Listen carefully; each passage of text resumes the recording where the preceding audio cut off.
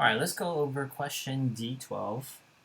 This is called a systems of quadratic equations. Why is it called a system? You have two equations, and it's quadratics because you see the power of 2 there.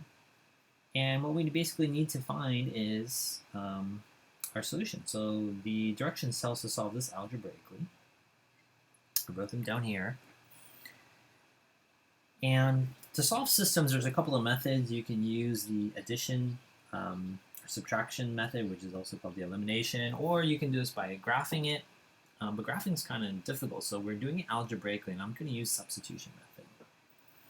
And substitution method works where you're replacing. So every time you see y, I'm going to write 2x squared minus 3x plus 2. I see a y right here, and I'm going to write just what we highlighted. 2, instead of writing y, we're going to write 2x squared minus 3x plus 2. And this side remains the same. What we've just did there is the substitution method, and what that does is it eliminates the y variable. So let's go ahead now and solve that. Let's move. I like to have a values that are positive, so I'm going to move this one to this side. I'm going to move this x to this side. Remember, I'm using opposites. Move this positive one, I'm going to have to use minus 1.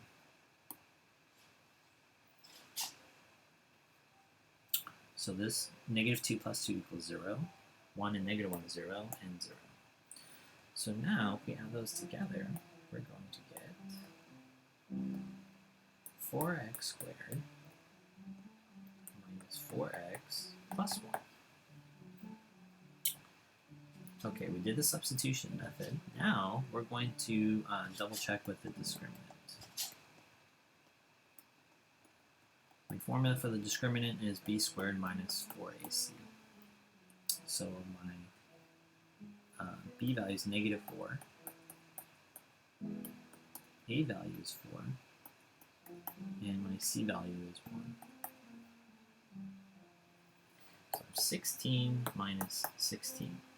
And that equals 0. Now, when you test the discriminant and it's equal to 0, this basically means that it is one solution, which basically means we're going to have one intersection.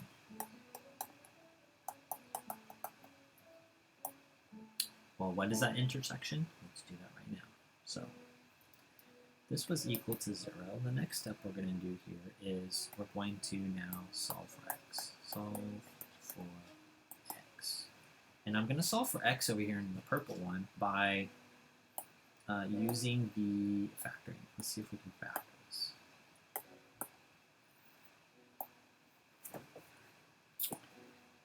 A times c and b. A times c is 4, and my b value is negative 4.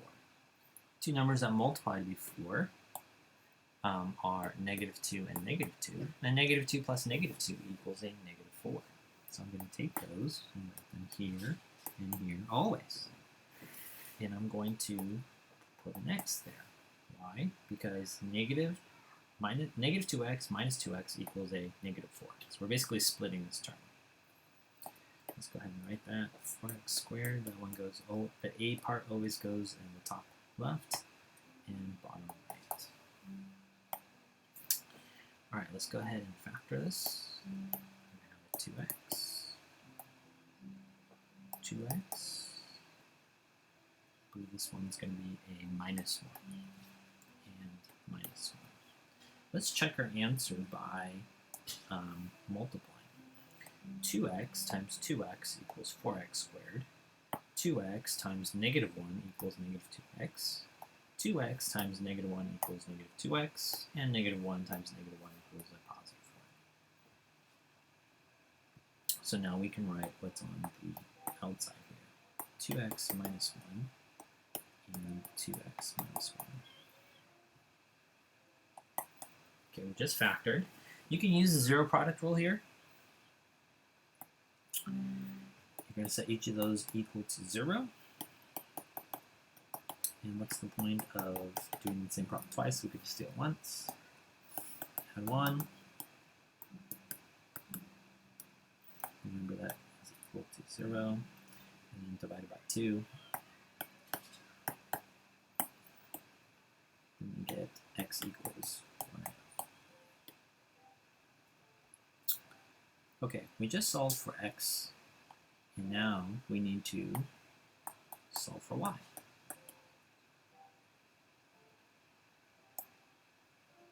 Solve for y. Well, how do you do that? You're going to take one of your equations, any of these in the original problem. I'm going to choose this one that has no negative leading coefficient. A value is positive. Why? Because students usually mess up. So let's write that. Y equals 2x squared minus 3x plus 2. Let's transform that to function notation. Okay, don't be scared now. Let's write this as function notation. Did you see every time there's an x, I'm writing parentheses? And x is 1/2. So every time I see an x, I'm writing a 1/2. Now you might be thinking there was no x over there in the original problem. Well, there is. It's called function notation. We say that f of x. And we're just putting in a 1/2. All right, let's use PEMDAS and solve this now. 2 times 1/2 times 1/2 is 1/4. Make it a fraction, that's negative 3/2 plus 2. So multiply across, you're going to get 2/4 minus 3/2 plus 2.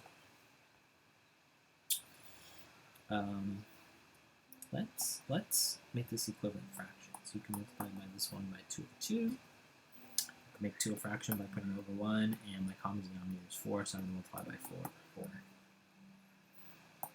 4. So I have 2/4 minus 6/4 plus 8/4.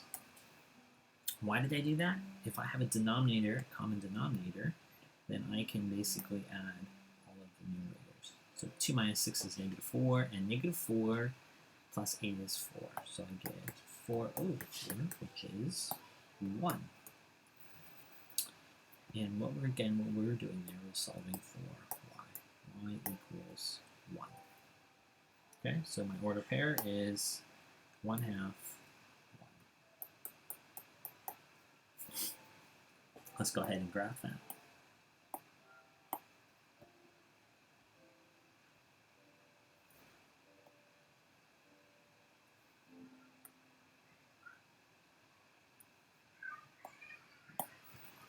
One half, 1. There's my intersection. 1/2, 1. 50 cents on the x, $1 on the y. Okay? All right, let's go ahead and graph these. Let's graph this one in green. This one does not look factorable. Let's put that to you in green.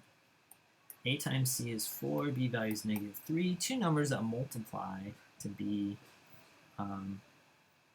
+4, and then add to be -3. Can I do -1? No. 4 -1? No, because it multiplies by negative, so there is no numbers. What does that mean? You have a y-intercept of 2, and it has to go through that point. So I think it's going to be something like this. And that's the one here in green. Let's do another one in a different color. Let's do blue. I don't think that one's going to be factorable either. A times c is -2, b value is 1. Two numbers that multiply to be -2. But add to be a +1. Ah, this one might work. That would be -2, +2, -1. Let's multiply to be -2, and then add to be a +1. So then I get 2x, 1x,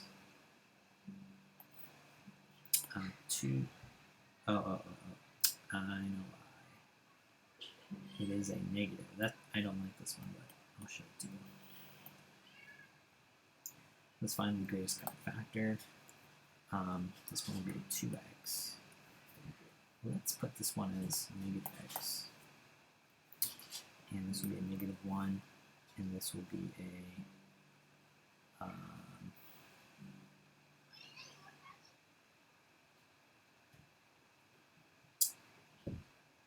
this will work. Negative 1. It's a positive 2x. Let's change this. See what happens. Let's make this one negative. Negative 2x times x is negative 2x. Nope, don't have to be positive.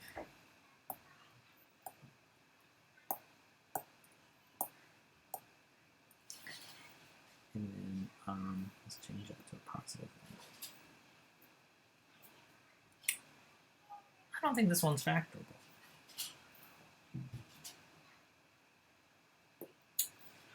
Let's double check.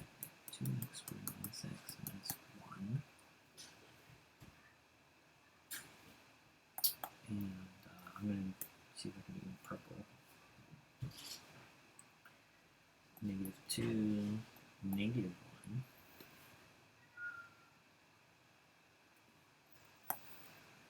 Get negative 2, 1. Negative 2, 1. Okay, inside is 2x squared. And inside is negative 1.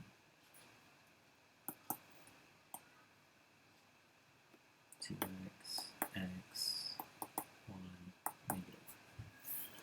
Oh, that one worked. Okay, so what did I just do? I factor out a negative 1, and I got negative 1 times x minus 1 and 2x plus 1.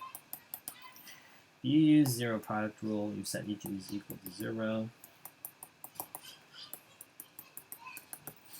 and you will get no solution here. X equals 1 here, and x equals negative 1/2. So if I graph those, 1, negative 1/2,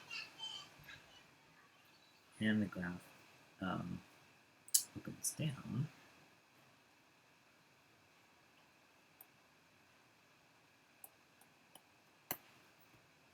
and again, it's only supposed to intersect at one point there. Okay, let's use our technology and see what our graph looks like. Take a picture of the original equation, and then let's graph that. Y equals, go up.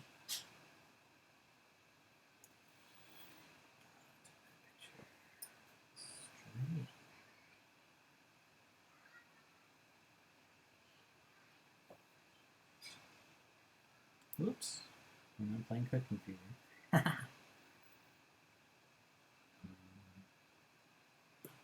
2x minus 3x plus 2 here, negative 2x plus x plus 1. Graph.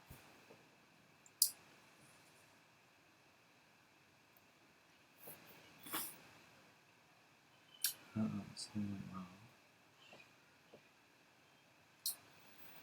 Let's double check.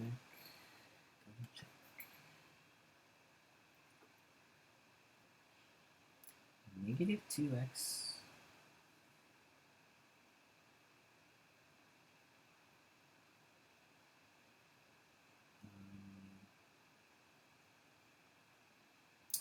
negative 3x plus 2, negative 2x plus 1. Okay. Let's double check we graphed it. 2x squared minus 3x. There's the minus There we are. There we are. Okay. And then boom. Half and 1 is our intersection. Sorry guys, it took so long. See you guys.